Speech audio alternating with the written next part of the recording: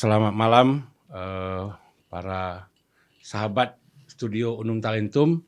Selamat datang, selamat bertemu lagi di forum ini.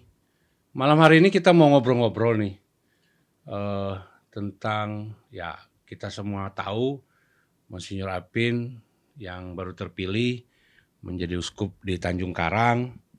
Dan setelah lihat-lihat ada yang menarik ini untuk kita obrolkan, terutama tentang moto yang Monsinyur pilih gitu. Jadi kita mau coba menggali spiritualitasnya, kok pilih moto itu gitu. Lalu sejak kapan ya? Atau karena baru terpilih, baru itu ada, atau memang sudah dijalankan? Kalaupun sudah dijalankan berapa lama gitu. Itu para sahabat studio yang kita mau obrolkan saat ini. Dan selamat malam Monsinyur. Apa kabar Monsinyur? Sehat, selamat malam. Ya, karena saya tahunya ini keliling terus, melihat lokasi di Lampung, bolak-balik, Palembang. Kemarin tanggal 22 kemarin juga ya ada syukuran di Santo Yosep gitu. Dan saya dengar nih mau berangkat lagi, dan bukan meninggalkan sih, tapi penuh di Tanjung Karang ya, tanggal 31.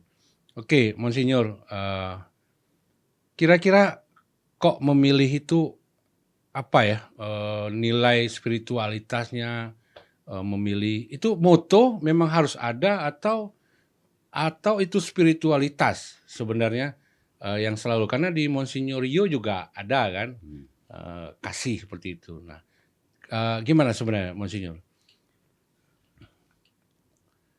Mau mulai dari mana ya?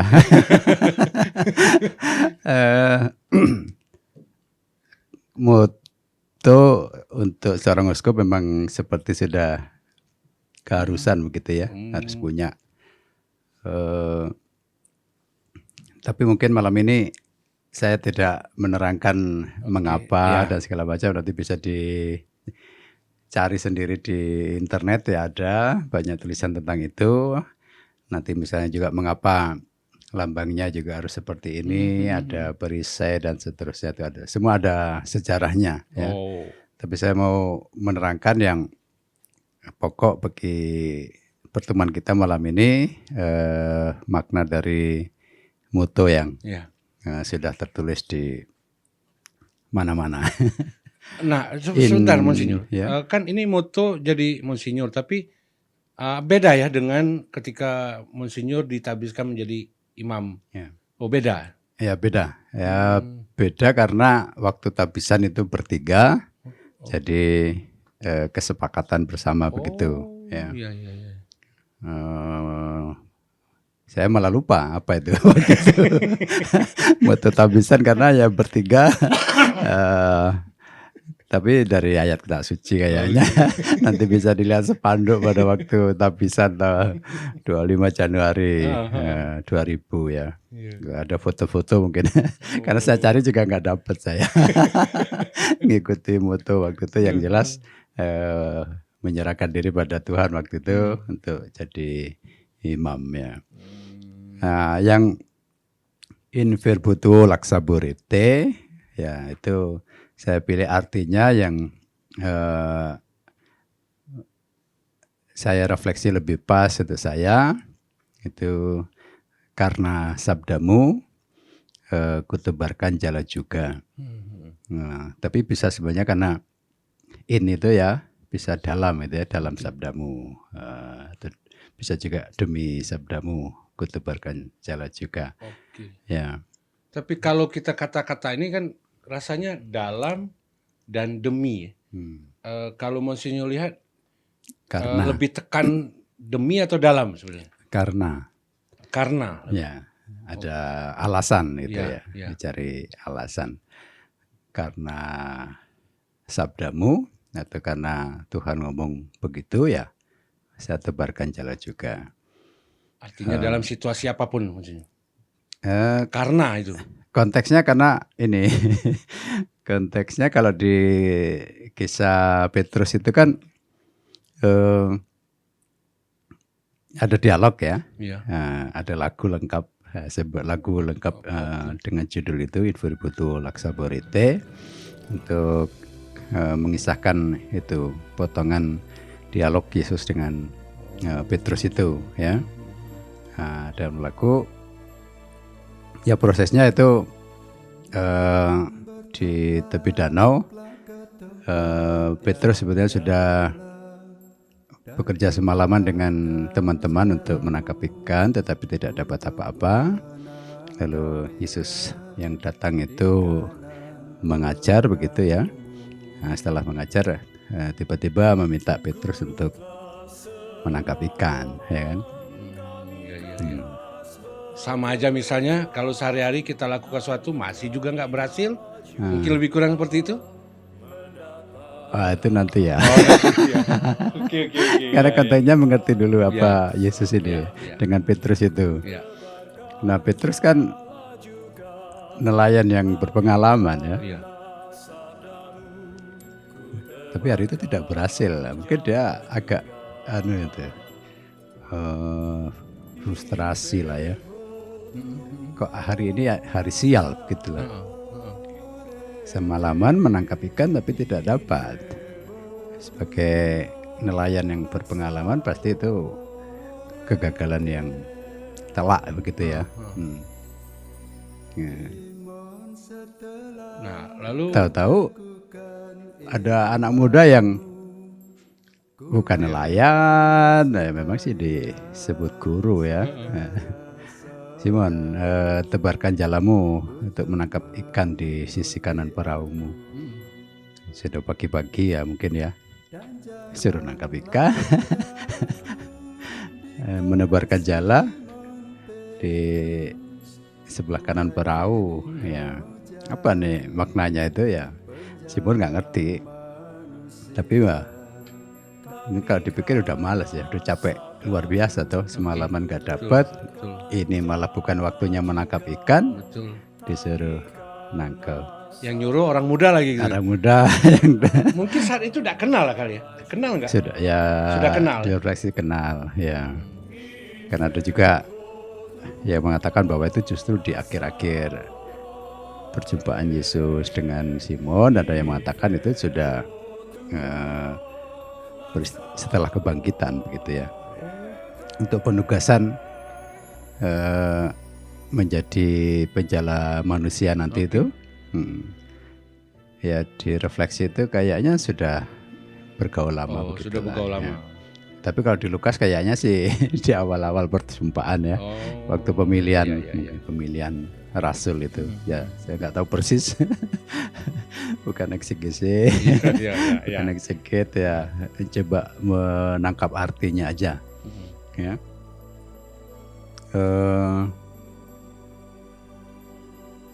Dan ternyata berhasil, ternyata dapat ikan banyak ya. Tapi saya menangkap gini, rasanya akan ada lebih dalam sebenarnya. Ya. Kok memilih itu, lalu istilah itu apakah ada pengalaman pribadi ataukah Nah, sabar. Nanti lompat-lompat dari kita nggak urut. Ya maksudnya nemu dulu lah peristiwa Petrus inilah ya. Dan ketika saya bayangkan ya, ketika dapat ikan kemudian dibantu teman-teman murid yang lain untuk menarik jala itu sampai hampir koyak ya, dan dapat ikan besar-besar banyak gitu. Dibilang jala hampir koyak itu bukan kegembiraan yang dirasakan oleh Petrus ya kan. Ini kan tadi pukulan telak buat dia, orang yang berpengalaman di dunia nelayan itu kok tahu-tahu gagal total, dan sekarang disuruh Yesus tebarkan dapat ikan. Ya. Mungkin apa ya, artinya galau lah, gundah gulana begitulah dia mencoba apa istilahnya melihat situasi itu, ya mungkin nggak usah ngomong apa-apa begitulah ya. Nah, sampai nanti di akhir itu, kesadaran Petrus bahwa dia sebetulnya ya pada saat itu menjadi apa ya, mungkin kehilangan harga diri begitu ya. Lalu sebetulnya juga tidak punya apa-apa dibandingkan siapa yang ada di depannya itu. Ya. Nah, sebetulnya sih ada keputusan ya, karena sabdamu kutebarkan jala juga. Ya, bukan karena itu tadi, kalau nuruti dia yang sudah pengalaman tadi, pasti tidak akan dia lakukan ya. Tapi karena sabdamu, karena perintahmu misalnya gitu, karena perkataanmu, saya tebarkan jala juga. Saya akan menebarkan jala juga. Kalau ada yang menerjemahkan itu kayaknya sih masih apa ya, masih ragu-ragu itulah. Saya akan menebarkan jala juga. Tapi saya pilih yang apa, karena sabdamu kutebarkan jala juga. Ada kata juga itu kan terpaksa ya? Ya, Atau ya. kesan terpaksa ya? Ada kesan terpaksa, tapi tidak bisa ditolak begitu. Tidak bisa ditolak ya. Nah, sudah selesai peristiwa itu, dia menyadari betul ya nggak ada arti saya ini sebetulnya di hadapan Yesus.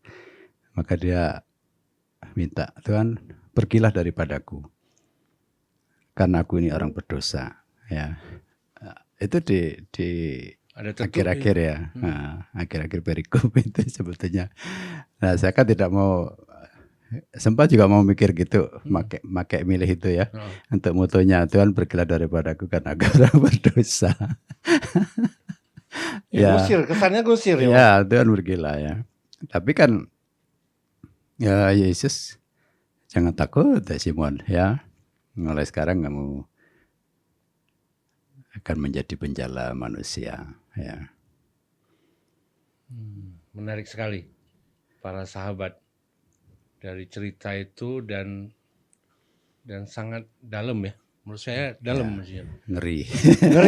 Ngeri sebetulnya. Karena dari orang yang si Simon yang nelayan yang ahli dalam banyak itu cerita bahwa ahli, bukan sekedar nelayan yang baru, bukan. Lalu yang menarik, kok tiba-tiba satu orang muda yang ya mungkin tidak punya pengalaman itu, tapi masih suruh. Lalu di kata terakhir tadi, pergilah. Tuhan pergilah daripadaku karena aku orang berdosa. Karena aku orang berdosa. Saking terpuruknya ya, menyadari betul bahwa dia sebenarnya kelemahan dia, ya, bahwa orang berdosa seperti itu. Dan pada akhirnya ceritanya jadi menarik. Cuman Monsinyur tadi katakan mendapatkan hasil yang banyak, lalu koyak, lalu seolah-olah jadi beban juga. Bukan dalam arti Petrus tidak bergembira karena dia sedang bergumul dengan dirinya. Jadi tidak melihat itu hasil tangkapan yang banyak itu. Kemudian ini kan semacam apa istilahnya, pengadilan untuk dia, yaitu selama ini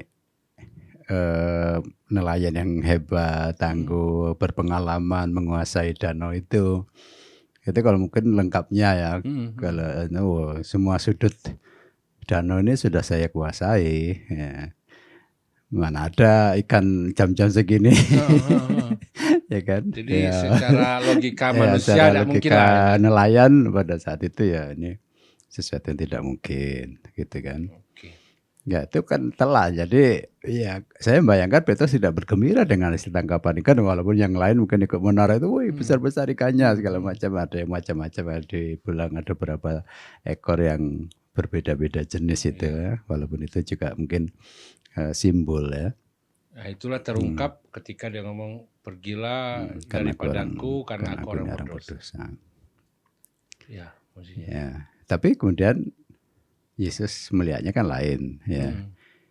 Yesus tetap melihat Petrus yang punya pengalaman itu, Petrus yang pasti juga disegani oleh teman-teman nelayan yang lain. Petrus yang mungkin juga banyak relasi begitu ya. Sebagai nelayan yang senior begitu pasti juga banyak relasi, mungkin orang-orang penting di sekitar Galilea gitu kan. Artinya orang yang punya pergaulan luas begitu ya. Iya.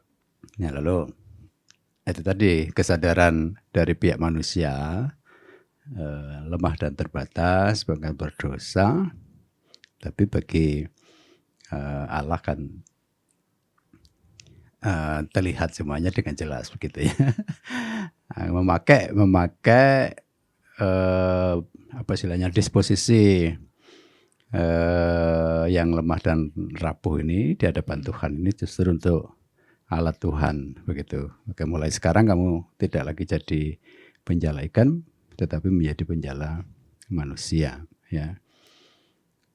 Oh, di situ artinya ya Yesus mengangkat dia dengan setelah, menurut saya mungkin setelah apa ya, ada rasa diyakinkan, apakah seperti itu maksudnya, dengan ungkapan Yesus bahwa mulai saat ini menjadi penjala manusia. Janji ya? Itu janji Tuhan Yesus? Ya, istilahnya keputusan lah ya. Keputusan Yesus. Kita tahu kemudian dalam sejarah gereja memang Petrus menjadi yang paus pertama ya? paus pertama atau yang pertama di antara yang sederajat ya, primus inter pares itu sebagai ya mungkin harus diartikan ketuanya para rasul begitu ya.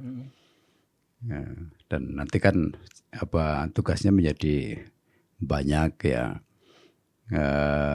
istimewa lah. Kepadamu kuberikan kunci kerajaan surga ya. Apa yang kamu ikat di dunia ini akan terikat di surga, apa yang kamu lepas di dunia ini akan terlepas di surga ya. Menurut saya argumen yang cukup kuat bahwa memang itu cara Yesus minta supaya karya penyelamatannya, karya penebusannya itu memang harus dilanjutkan oleh manusia biasa seperti kita, tetapi yang dipilih secara khusus untuk menjadi rasul, menjadi utusan. Dan itu melalui gereja, persekutuan orang yang percaya pada Kristus ya. Dan tidak dibuat liar atau bebas sembarang, tetapi ada apa istilahnya, yaitu dari komunio yang khusus ya, dibuat sedemikian rupa oleh Allah, akan bersifat selamanya begitu, apa istilahnya, seterusnya, berkelanjutan ya, yang kemudian dikatakan di atas wadas ini aku akan mendirikan gerejaku, Allah mau tidak akan menguasainya ya, dan aku akan menyertainya sampai akhir zaman. Sabda itu sampai sekarang masih ya masih hidup gitulah menurut saya, lewat sifat apostolik dari gereja yang bukti nyatanya sekarang ada dalam diri paus dan para uskup ya, sebagai pengganti Petrus dan pengganti para rasul. Oke. Kalau kita kontekstualkan, Monsinyur, itu kan cerita itu dan memang terbukti proses itu, dan ya bukti juga bahwa Allah menepati janjinya, pasti dia menepati janjinya. Jadi proses kan ya berproses lah seperti itu. Nah, bagi Monsinyur sendiri dengan moto itu, ketika memilih itu. Ya, sebetulnya itu tidak murni untuk saya pribadi, karena saya sudah pernah menciptakan lagu In Verboto Laxaborete itu untuk waktu itu saya khususkan bagi imam-imam diosesan Unio, Keuskupan Agung Palembang ya. Kalau sebentar, lagu itu sudah diciptakan lama? Sudah 2000 berapa waktu tabisan. Tapi kan tidak terpikir saat itu Romo bakal jadi Yunus. uskup, bukan kan? Bukan. Iya. Ya, maksudnya justru untuk panggilan imamat itu. karena mengambil bagian dalam tugas rasul begitu ya. Saya kira peristiwa dialog Yesus dengan Simon itu selalu aktual begitulah. Jadi saya sebenarnya sudah punya apa istilahnya ya, pemahaman kalau bisa para imam ya, teman-teman yang nanti ditabiskan itu sampai ke pengertian yang sama begitulah. Ya, ke sana menghayati imamat ini ya. Kesadaran bahwa kita yang sebetulnya tidak punya apa-apa, lemah dan terbatas secara manusiawi, tetapi dipilih oleh Tuhan. Maka melihatnya ya di samping itu sebagai tugas yang besar, tetapi juga rahmat yang diberikan secara istimewa begitu ya. Tidak semua orang dapat rahmat itu, tetapi kemudian juga harus kita pertanggungjawabkan dengan cara bekerja sama dengan rahmat itu. Oke. Ya. Itu kan konteks imam. Ya. Monsinyur, bagaimana kalau yang awamnya? Ya, ya awam sih bisa karena kan kita mengambil bagian dalam imamat. Oke. Dalam keluarga. Ya, imamat umum ya kan. Lewat baptisan kita semua mendapat rahmat yang sama, itu kan tetap istimewa ya.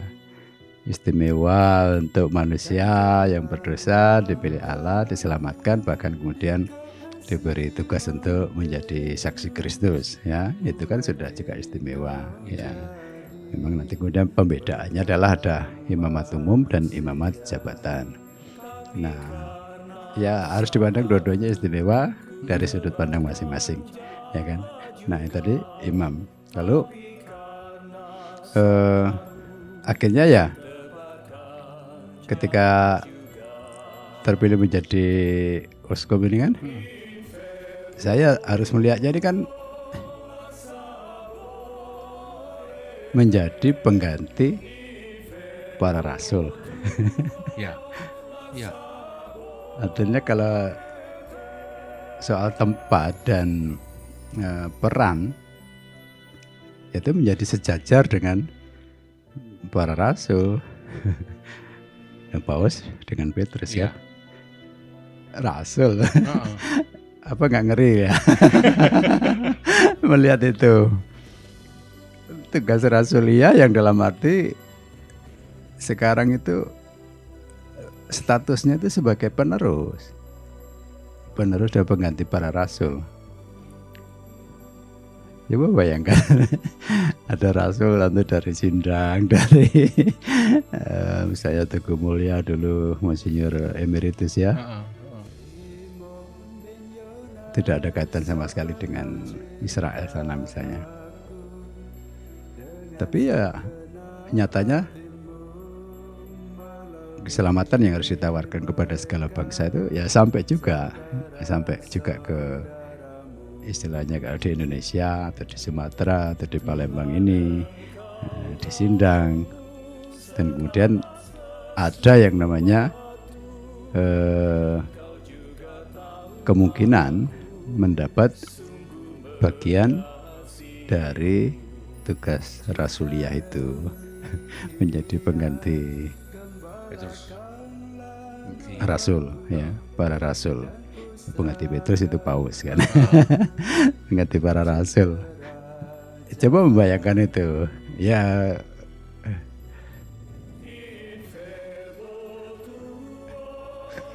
apa kemudian dengan PD mengatakan oke, saya siap, ya enggak, pasti tidak mungkin itu. Semua pasti akan melihatnya seperti Petrus tadi. Itu semakin dekat apanya misalnya kejelasan tugas dan perintah itu kan, ya kita nyadari bahwa kita nggak mampu, nggak sanggup. Kalau bisa jangan, ya. Iya. Cuman kan ya itu tadi ya, kalau menghayati ya karena sabdamu aku lakukan. Tapi itu kan sebetulnya sebelumnya itu, sebelum Petrus ngomong pergilah daripadaku karena aku orang berdosa itu. Dia sudah taat melakukan perintah tadi, tebarkan jala ke samping kanan perahumu. Ternyata berhasil. Nah, keberhasilan itu justru makin menyadarkan bahwa Petrus itu berdosa tadi dan dia merasa tidak layak untuk Tuhan ada di dekat dia. Ya. Kan itu kesadarannya. Aku dekat dengan orang ini, aku pasti akan terus dipermalukan karena aku tidak punya apa-apa ke orang manusia yang tidak ada arti, begitu kan. Nah, semakin nanti Yesus melakukan karya-karya hebatnya itu, ya pasti sebagai manusia dia akan makin tenggelam, ya kan. Nah, dosa-dosanya makin terlihat jelas begitulah. Ya sudah pergilah daripadaku ya. Artinya saya nggak akan sanggup untuk hanya melihat Yesus itu entah mengajar, entah nanti cerita tentang perumpamaan, ya kan, karena semua akan menelanjangi hidup kita begitu ya. Bukannya tambah itu Monsinyur, harusnya bahwa ini sebuah bukti nyata setiap janjinya dan dia pasti menemani ini kan, Ya, dia pasti akan menemani terus. Itu refleksi berikut. Dengan kesadaran pertama ini kan ya. Di hadapan dia nih kita nih nggak ada apa-apanya, memang itu kesadaran Petrus. Kesadaran Petrus nggak layak lah, Betul. bahkan melihat apa yang dilakukan dengan semua keistimewaan Yesus itu kan. Tapi kan Yesus mengatakan jangan takut, ya kan. Ya. Dan itu artinya untuk mengatakan bahwa Yesus itu mengerti semua yang dipikirkan Petrus. Mau cari argumen apapun kan. Ya Yesus sudah lebih tahu lah. Ya, maka kemudian mulai sekarang kamu akan kujadikan penjala manusia. Nah kalau dilihat dari versi Yohanes kan ada dialog yang Simon bin Yunus, apakah engkau mengasihi aku? Ya kan? Pertanyaan sampai 3 kali itu. Karena itu sebetulnya di akhirnya kan sama kan tugas untuk menjala manusia dan memegang kunci kerajaan surga itu kan karena dialog itu. Jadi kalau dibuat versi lengkap ada dialog tentang menangkap ikan itu, kemudian pertanyaannya tentang apakah engkau mengasihi aku, ya. Nah itu menjadi lengkap, itu menjadi lengkap apa yang kita refleksikan itu, ya. Kan ada yang menafsirkan bahwa pertanyaan Yesus sampai 3 kali itu, pertama ada yang melihat urutannya dinaikkan, tapi ada yang melihat urutannya diturunkan. Dengan standar kasih yang tinggi, ya Petrus mengatakan Tuhan kau tahu aku mengasihi engkau. Ya, terus ditanya dengan kasih yang standarnya lebih rendah, ya masih yang paling rendah juga. Ya, tapi ada juga yang menafsirkan ditingkatkan. Pertama bisa ya aku ngasih kan, nah, kasih yang apa misalnya kalau antara kakak adik gitu kan, nah, bisa. Tapi nanti kasih yang sampai ke tingkat yang paling sulit, kasih yang agape itu, kasih yang nanti akan sampai berkorban, menyerahkan nyawa ya untuk iman, untuk Yesus. Petrus masih mengatakan saya mengasihi engkau. Karena pertanyaannya apakah engkau mengasihi aku lebih daripada saudara-saudarimu. Artinya sudah di taraf yang paling tinggi begitu. Jawaban Petrus ya, Tuhan engkau tahu segala sesuatu, engkau juga tahu bahwa aku mengasihi engkau, ya. Tuhan tahu, ya. Walaupun pada akhirnya ya nanti juga di apa ya itu tadi dia sempat menyangkal ya. Ya, proses iman lah ya, Monsinyur. Ya, menyangkal itu juga menarik refleksinya karena Yesus tahu Petrus akan menyangkal. Okay. Petrus juga tahu bahwa dia dikatakan akan menyangkal. Ya. Tapi dikatakan Tuhan sekali-kali itu tidak akan terjadi, ya. Artinya Petrus sudah ngambil keputusan pada saat itu, apapun yang terjadi saya tidak akan pernah menyangkal engkau. Ya. Yesus sudah tahu, sudah dikasih tahu, tapi manusia itu tadi masih mengatakan tidak mungkin, ya kan? Padahal Tuhan sudah ngomong duluan, kamu nanti menyangkal aku. Harusnya ya Tuhan sudah tahu aku akan menyangkal ya. Ya kalau terjadi sebetulnya ya karena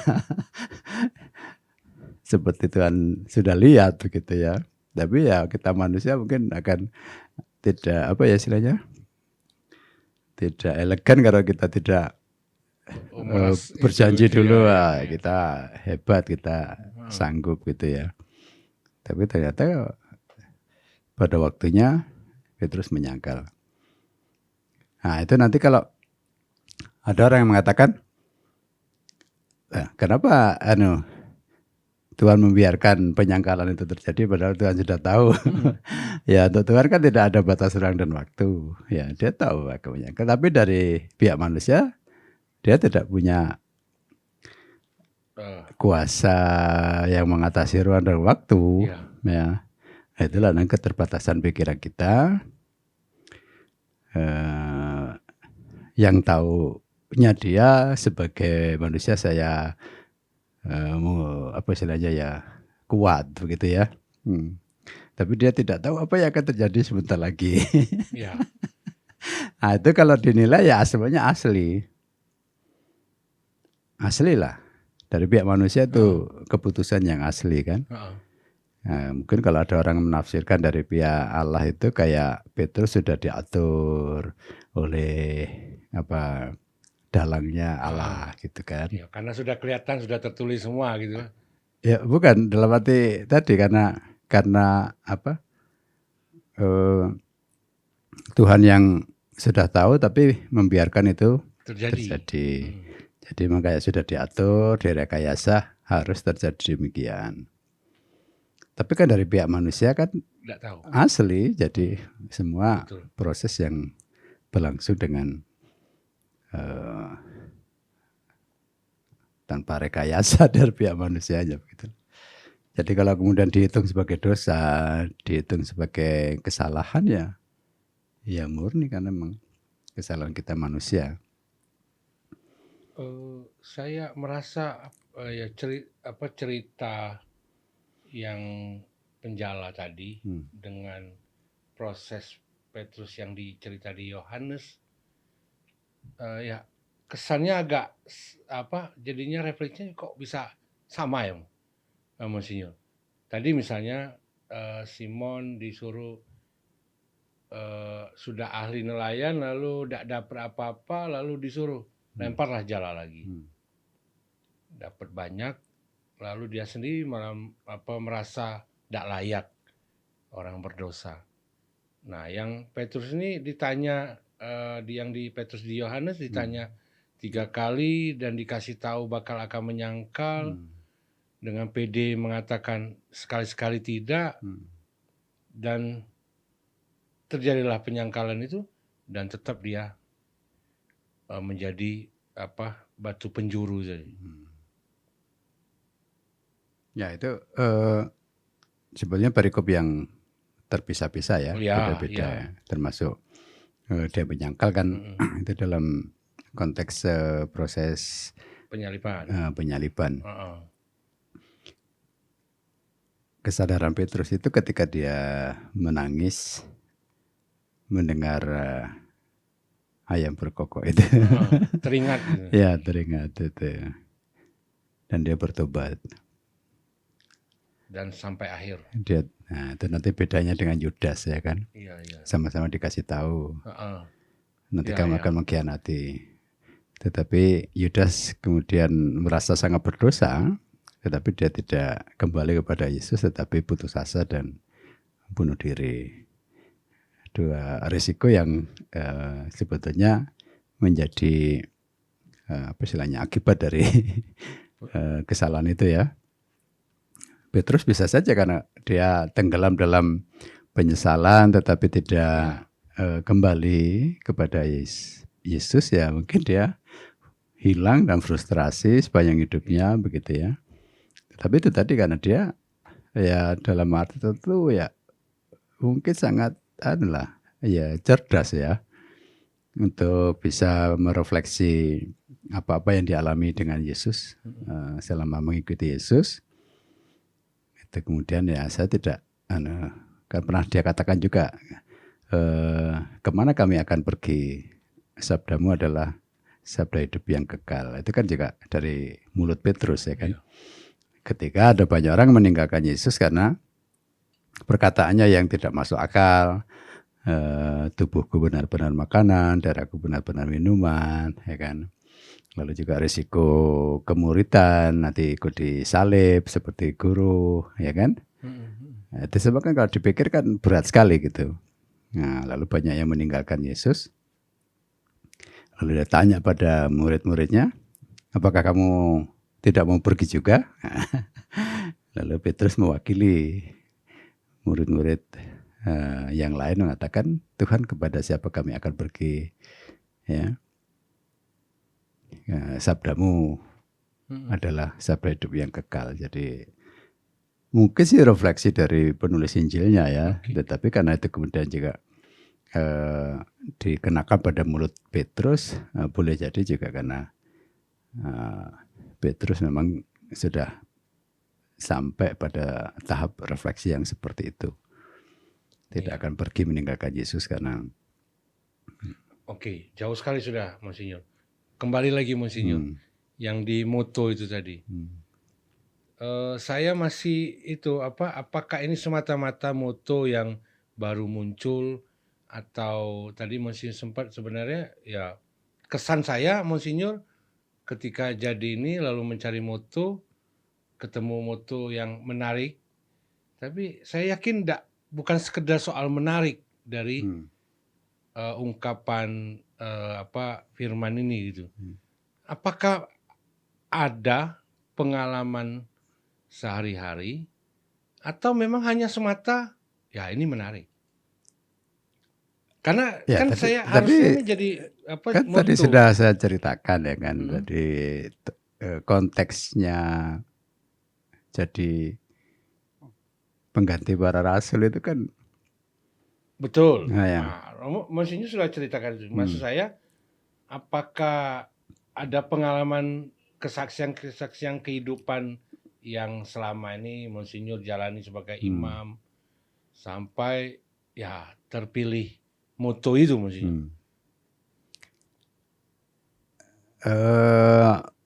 Boleh jadi sih sebetulnya untuk mempercepat mendapat moto ya kan, tuntutan panitia supaya cepat ya. Tapi ya menurut saya tidak salah ya, tidak salah memakai moto yang maksudnya saya kenakan dulu kepada teman-teman atau adik-adik yang akan tabisan itu ya, supaya menyanyikan lagu itu walaupun mungkin bukan motonya, tapi dalam setiap tabisan supaya lagu itu dinyanyikan untuk refleksi tentang tadi. Tempat dalam panggilan ini. Tapi ya sebetulnya kan kalau dilihat dari apa ya, membuat moto itu kan harus sebuah apa ya, kesimpulan. Kesimpulan yang paling komprehensif begitulah. Atau paling apa istilahnya solid ya dari refleksi iman yang sebenarnya sudah banyak sekali begitu. Ketika melihat punya Monsinyur Harun Allah adalah kasih itu sebetulnya juga saya bisa mengerti karena sejak kuliah itu untuk merenungkan Allah adalah kasih itu kan tidak sepele begitu. Nah kemudian kita bahas dalam sinode yang ternyata kan luar biasa ya. Untuk bisa mengerti satu kalimat yang pendek ini, tapi kalau kita terjemahkan ke dalam proses sinode kita kemarin itu ada yang namanya 5 pilar, kemudian ada pilar eksternal dan internal itu kan mewakili semua. Jadi itu bisa dirangkum dengan satu kalimat Allah adalah kasih itu. Saya bisa memahami itu dan sebetulnya itu juga yang ingin saya ya sampaikan begitu kepada dunia lah sebetulnya ini. Pada saat ini justru dunia sangat membutuhkan kasih Allah ini. Dan semakin lama kan semakin konkret. Selalu saya bilang tempat gereja itu makin lama makin relevan untuk dunia. Fungsi garam dan terang itu juga makin aktual. Itu tidak akan pernah sampai seterusnya. Pekerjaan gereja juga akan semakin banyak ya. Nah, sedangkan in virbutu laxaborite ya, dalam konteks melaksanakan itu tugas itu, mewartakan Allah adalah kasih itu. Jadi saya melihat keterkaitan yang sebenarnya sangat erat itu kan, tidak terpisah karena bagian dari sabda Allah secara keseluruhan begitu ya. Saya akan mengambil tugas itu karena sabda Allah untuk mewartakan Allah adalah kasih itu. Nanti terjemahannya di reksa pastoral. Nah, ini. Yang kita sudah buat di Palembang, visi misi, program, rencana strategis ya. Nah, di Tanjung Karang nanti juga sudah dibuat semuanya oleh Mas Harun lewat apa yang namanya arah dasar itu ya, arah dasar pastoral keuskupan. Itu semua menerjemahkan itu. Jadi konteksnya itu mewartakan Allah adalah kasih itu untuk dunia zaman sekarang, membuktikan bahwa itu semakin relevan dan kemauan untuk melaksanakan itu in virbutu laxaborite ya. Karena sabdamu maka kutebarkan jalan juga. Karena perintah Tuhan yang memilih maka saya laksanakan. Ya pasti sangat berat. Bisa frustrasi karena mewartakan kebenaran itu ada dalam pribadi Kristus itu kan sampai sekarang kan agak gampang gitu loh.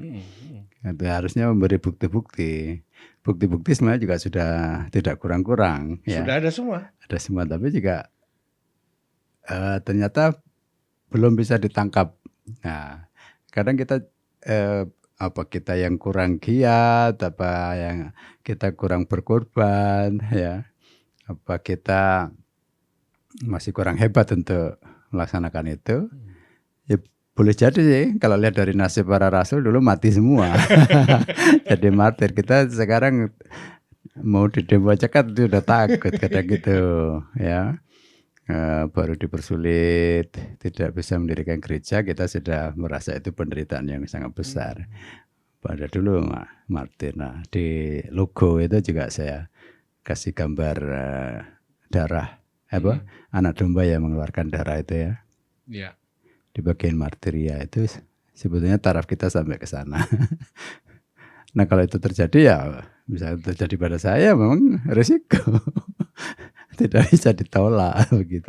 Termasuk juga menghadapi semua persoalan yang apapun yang akan terjadi.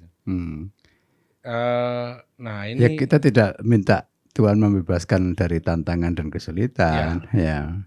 Karena kadang doa kita juga begitu, minta pertolongan Allah supaya semua dilancarkan untuk melaksanakan indah. Kalau ternyata cara untuk memperluas kerajaan Allah itu dengan resiko kemartiran ya itu resikonya, nggak bisa ditolak begitu. Cuma kita kan juga tidak mau istilahnya sembrono, konyol ya kan, nanti ada perhitungan itu. Cerdik seperti ular dan tulus seperti merpati. Berarti Monsinyur dengan moto ini ya kesan mengambil peran ya, harus berani mengambil peran. Tuhan sudah memilih begitu. Ya, kalau kita menolak Tuhan kan itu kan namanya apa yang mau kita perjuangkan dan pamerkan, berani menolak perintah Tuhan gitu. Tapi juga tidak berani sepede yang seperti Petrus tadi, bahwa ya kita sudah tahu nih dalam bukti sudah ada Simon dan pada akhirnya juga dia merasa tidak layak, merasa berdosa seperti itu. Saya membayangkan ketika Monsinyur ini dengan moto ini, dengan bukti ada, apakah masih ragu? Bukan ragu sih sebenarnya. Apalah ya, ya mungkin karena merasa tidak layak itu tadi, dengan perutusan untuk memimpin jadi gembala di Kuskupan Tanjung Karang. Ya, mungkin tidak dalam arti saya memikirkan apa ya tentang apakah akan berhasil atau tidak ya. Malah hampir tidak saya pikirkan itu karena sekarang aja saya masih bertanya seperti kemarin acara apa itu kan, masih resah dan gelisah ini, apa istilahnya, apa kira-kira alasan memilih saya itu kan. Ya itu tidak bisa mundur lagi misalnya. Iya, itu kan ya maka saya kemudian berjalan bukan karena saya, ya. Kalau mengandalkan apa yang saya punya kan, ya enggak bisa lah misalnya apa diberi tanggung jawab untuk mengurus sesuatu yang besar. Tapi karena itu tadi sabda Tuhan dan dia berjanji mendampingi, saya malah merasa yakin bahwa yang bekerja nanti ya bukan saya begitu. Justru istilahnya sepenuhnya Roh Kudus gitu. Cuma kan memahami itu kan tidak gampang ya. Roh Kudus yang bekerja dalam diam kadang tidak kelihatan hasilnya, dalam senyap begitu. Nah, baru nanti mungkin akan kelihatan. Tapi kan kalau mau digoda-goda, dimasukkan dalam pencobaan, Monsinyur, istilah saya ini jelas sabda sudah terbukti gitu. Kenapa harus ragu lagi gitu kan? Apa karena ya tidak layak, berdosa, manusia. Lalu juga kan ya Roh Kudus pasti 100% akan menyertai. Tapi kita sebagai manusia juga 100% harus berjuang. Ya, bahwa itu dari pihak saya nanti kan seperti prinsip yang sering saya gunakan ya dalam kegiatan-kegiatan dengan orang muda, rekoleksi atau latbim itu ya, harus maksimal. Kalau bisa 100% usaha itu, tapi bahwa nanti dari pihak manusiawi ini seperti tidak ada hasilnya, ya sebenarnya tidak salah begitu ya. Betul. Ya, kalau ditempatkan di depan mungkin seperti pembenaran diri, nanti kalau saya tidak berhasil berarti bukan kesalahan saya atau saya tidak bisa disalahkan gitu ya. Ya, tapi karena itu prinsip ya, berjuang semaksimal mungkin. Betul. Ya oke, kalau waktu ya nanti gunakan semaksimal mungkin, tenaga juga semaksimal mungkin, pikiran juga semaksimal mungkin. Ya. Hasil bukan hak kita. Hasil bukan ya. Bukan hak kita yang menentukan. Bukan kita yang menentukan.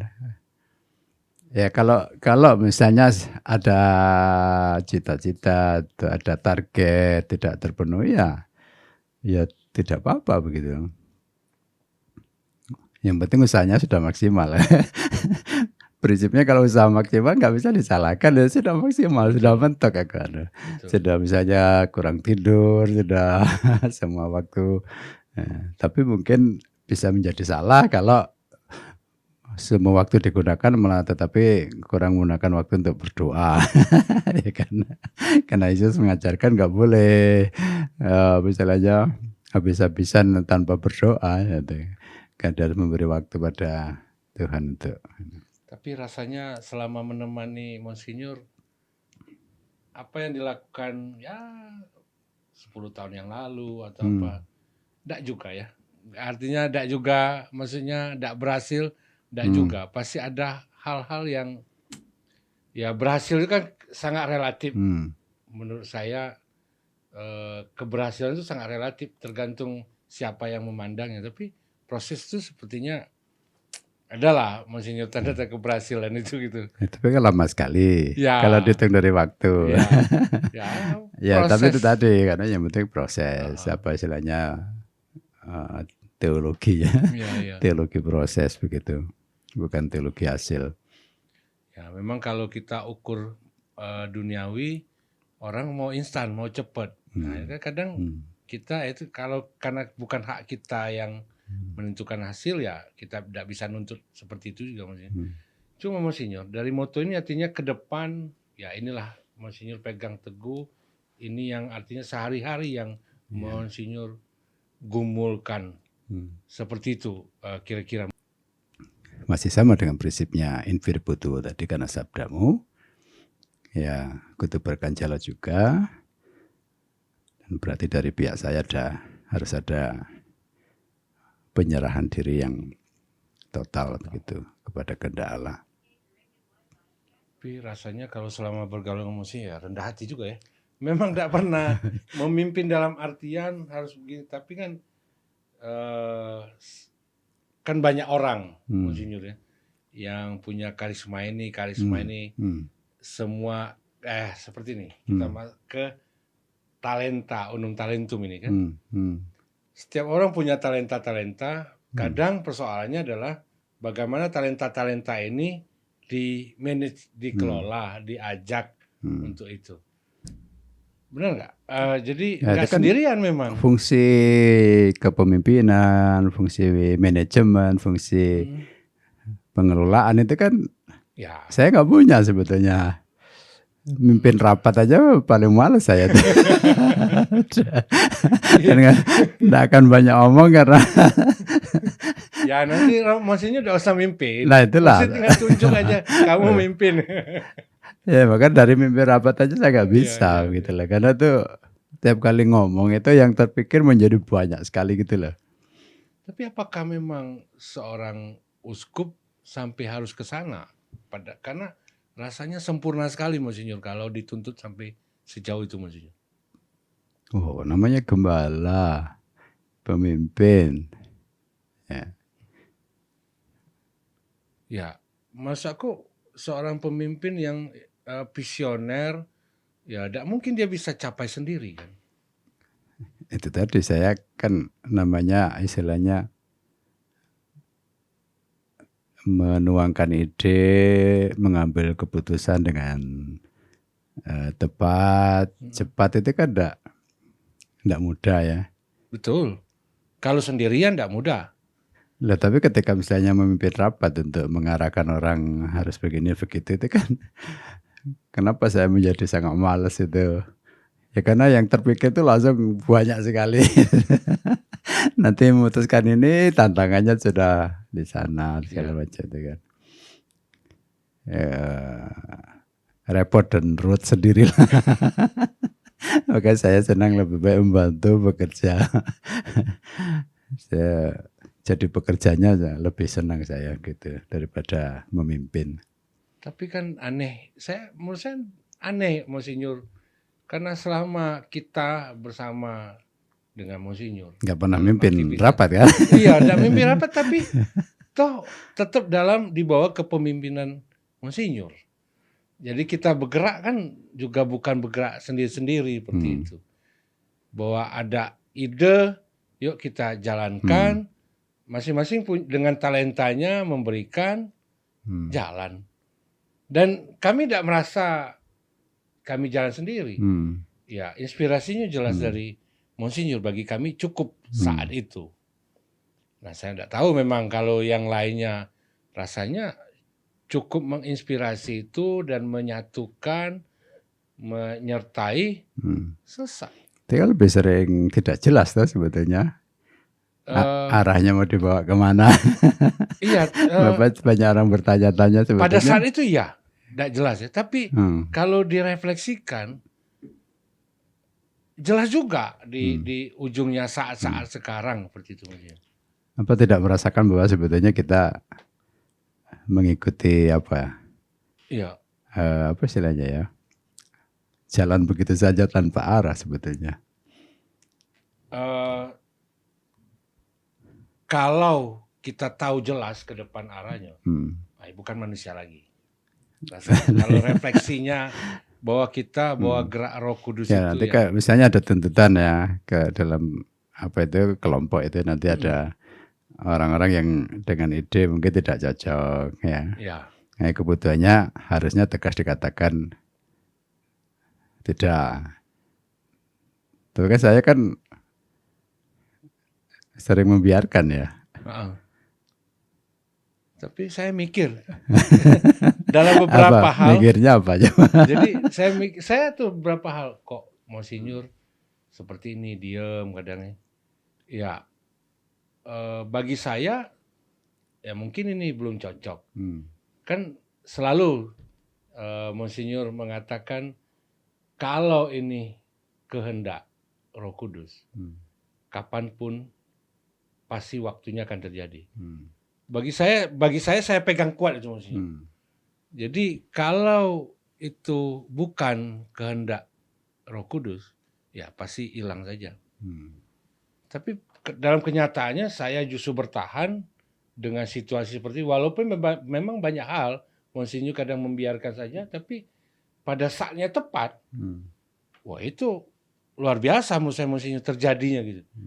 Gini, ya kita lihat perjalanan Gua Maria misalnya, ya berapa lama proses itu, siapa yang memulai dan ketika Monsinyur masuk dan pelan-pelan kok jadi juga ya. Dan malah cepat seperti itu. Ya banyak hal menurut saya yang kalau saya ngalami.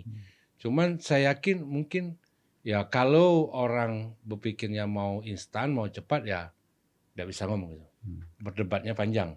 Nah, tapi di sana kan konteksnya saya justru bekerja. Iya. Nah ya tidak memimpin. Ya, tapi tanpa disadari dan tidak pengambil keputusan, dirancang khusus ya enggak, bukan pengambil keputusan juga, bukan saya bekerja. Nah, memang sih kadang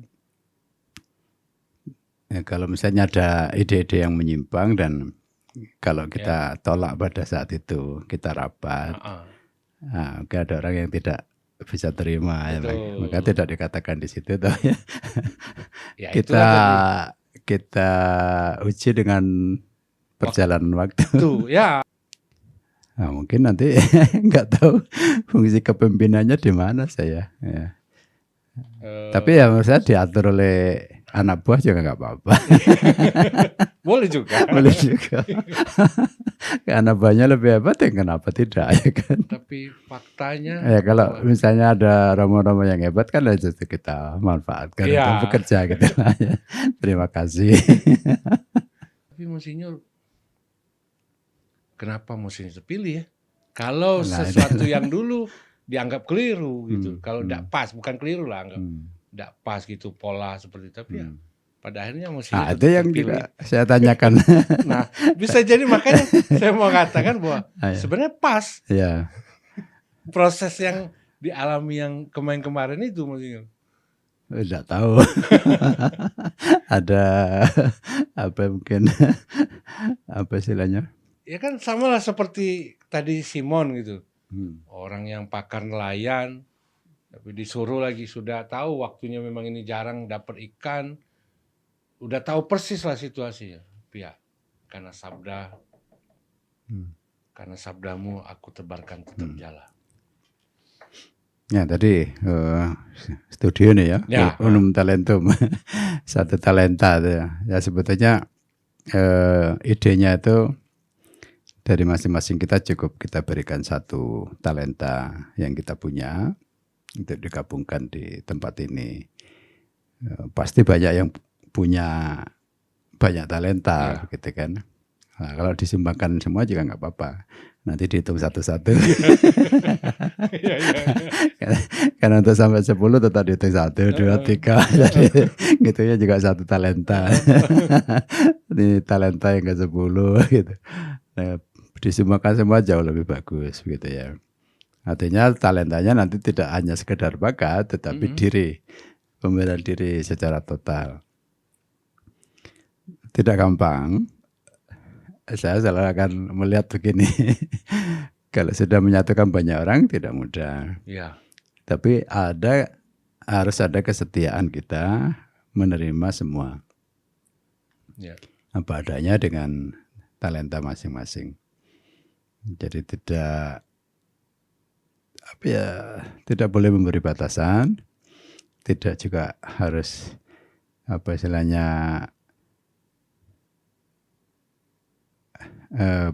seleksi dalam arti ini nggak cocok kayak.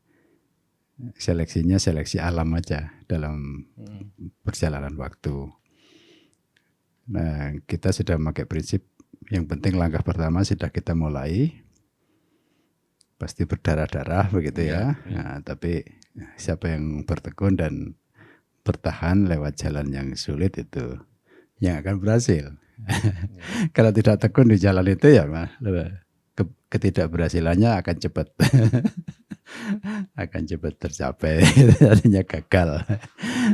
Nah, 1-2 orang tidak apa-apa, terus bertahan. Nggak boleh menyerah, karena menyerah berarti kita sudah menghitung target, ya kan, menghitung keberhasilan. Ya nggak usah ditentukan waktu, keberhasilannya kapan ya. Mungkin ini sudah berhasil membuat studio, gitu kan. Belum berhasil mengumpulkan semua talenta. Ini sudah berhasil memulai sedikit demi sedikit ya. Apalagi ya follower enggak usah dihitung lah. Enggak ada yang ikut aja enggak apa-apa kok, yang penting kita sudah rekaman. Wah, ini pesan-pesan mendalam nih Pak. Iya. Tapi pesan ini juga bisa dipakai untuk pesan Monsinyur. Iya. Dalam menjalankan semua aktivitas berarti dalam kehidupan ini Monsinyur. Iya. Ya di sana nanti untuk menghibur diri ya. Rasanya tidak juga ya. Saya setuju. Saya juga banyak belajar sebenarnya. Dengan biar beban ini tidak begitu berat. Jadi kita berjalan dengan sukacita. Keberhasilan itu relatif.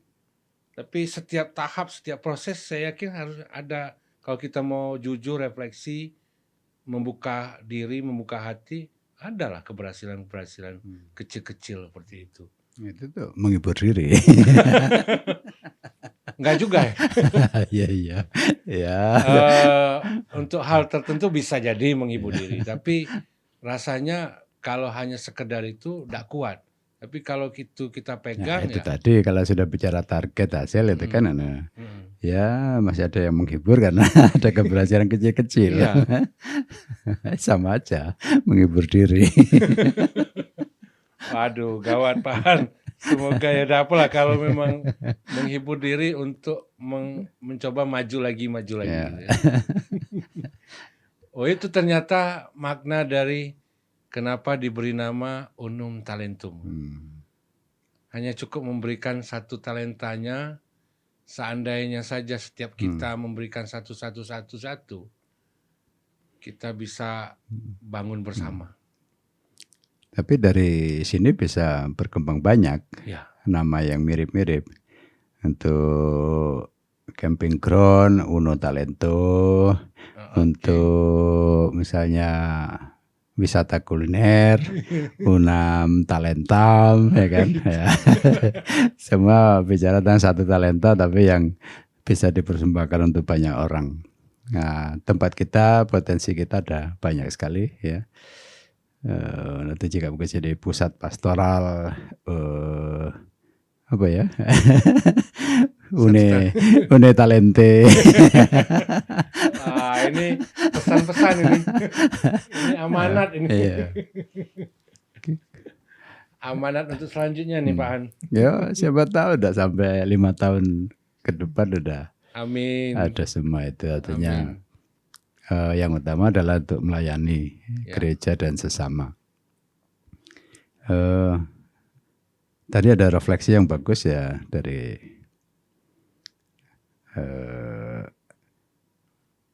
pernyataan ya, Kalau selalu ada masalah dengan tetangga, dengan orang lain, Iya. jangan-jangan kita yang juga salah dalam bergaul, bersikap, ya. Iya. Membangun gereja yang besar tanpa melihat tetangga kanan kiri, walaupun kita mampu ya. Nah, kayaknya sih dari refleksi membangun Gua Maria, situs Jalan Salib, Taman Doa,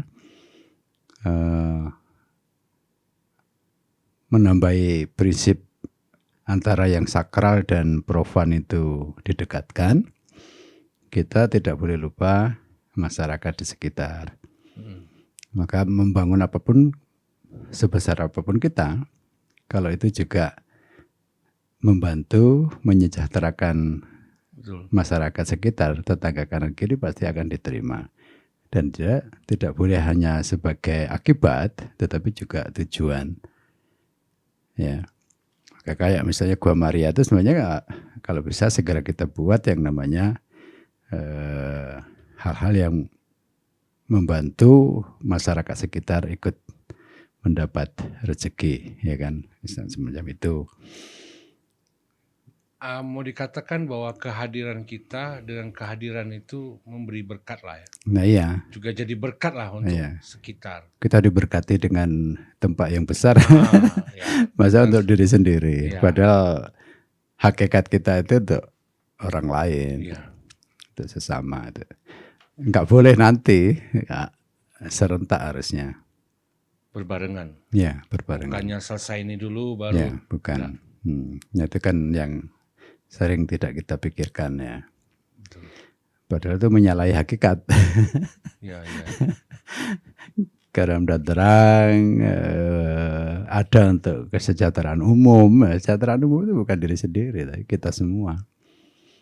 Ya. Nah, kalau misalnya ada itu, misalnya di Sukomoro itu panti jompo ya.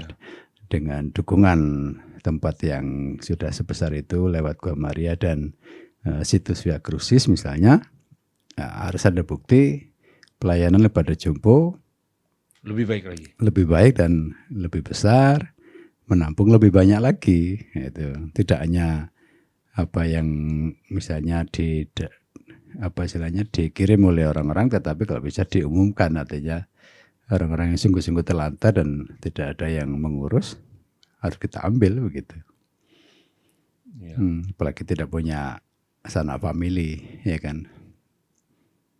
Wah, tambah lagi pesannya nih, amanatnya ini Pak. Ya kalau enggak, ya sudah gagal lah. Karena tujuan utamanya kemarin kan ke sana ya. Bukan pertama-tama ziarah dan berdoa, tetapi untuk jompo. Ya.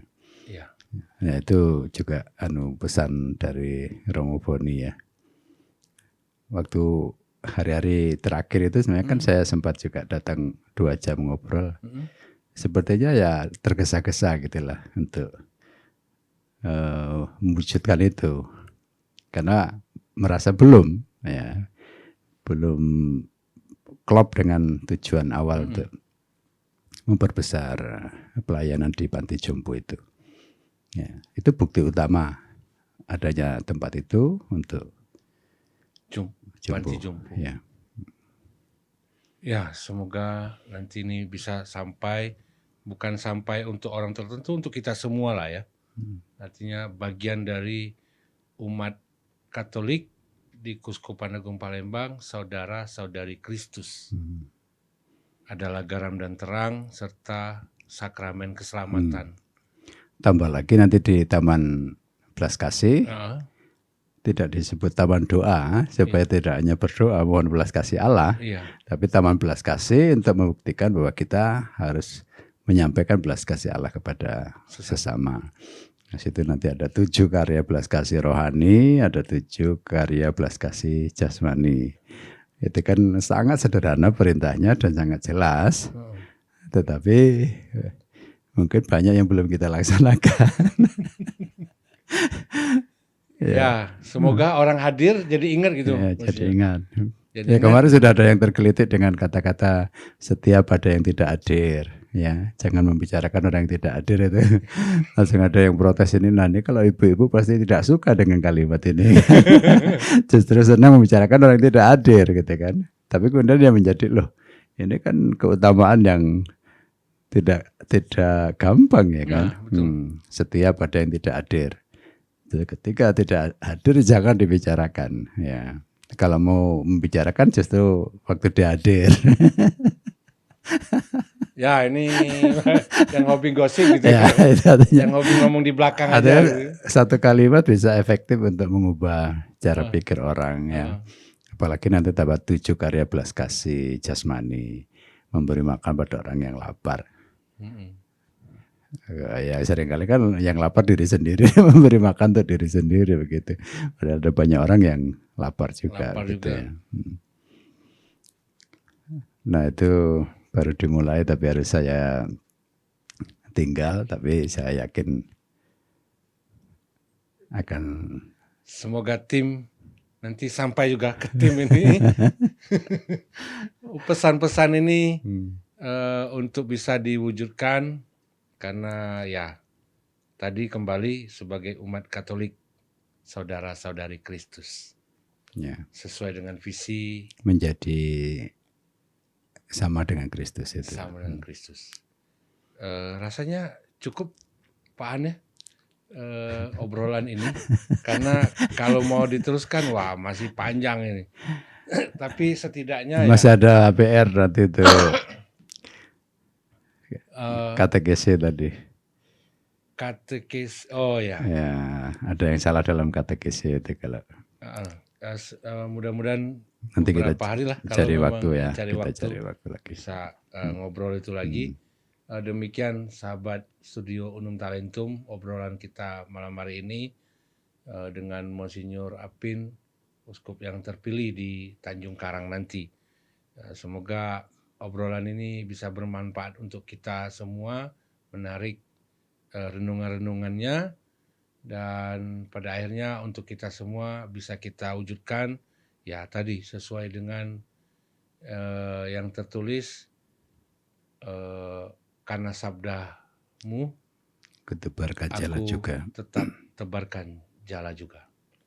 Selamat malam dan sampai ketemu lagi, sahabat Unum Talentum. Terima kasih. Terima kasih. Terima kasih Monsinyur. Sama-sama.